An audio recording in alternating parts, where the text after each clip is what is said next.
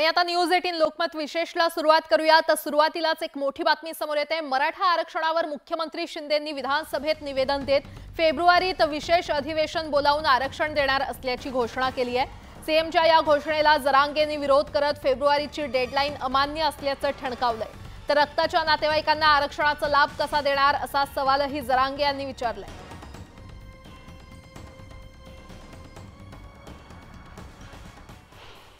राज्य मागासवर्ग आयोग महिनाभरामध्ये आपला अहवाल सादर करेल आणि त्यानंतर त्याचं अवलोकन केलं जाईल आणि त्यामध्ये अवलोकन करून मराठा समाजाला आरक्षण देण्यासाठी मी आपल्याला अध्यक्ष महोदय सांगू इच्छितो, सभागृहाला सांगू इच्छितो की आवश्यकतेनुसार हे जे राज्य मागासवर्ग आयोगाचा अहवाल आल्यानंतर फेब्रुवारीमध्ये विधिमंडळाचं विशेष अधिवेशन बोलवून आवश्यकतेनुसार मराठा समाजाला आरक्षण दिलं जाईल।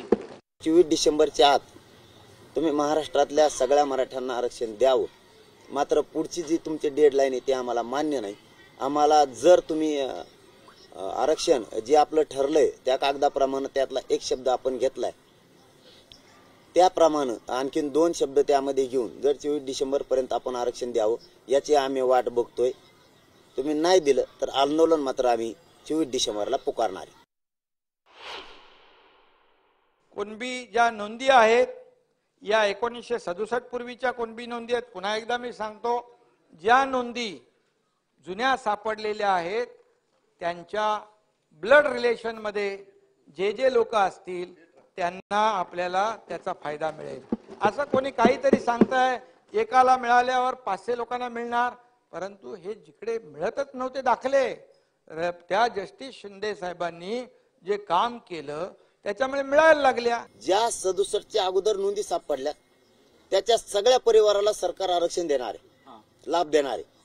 पण ब्लड रिलेशन जे म्हणले म्हणजे त्याच्या नातेवाईकाला त्याच्या सोयऱ्याला सरकार त्याचा लाभ देणार आहे असं मुख्यमंत्र्यांचं आत्ताचं उत्तर आहे। पण मग तुम्ही ते नातं कसं धरणार आहेत हे आमच्या पुढचा प्रश्न आहे।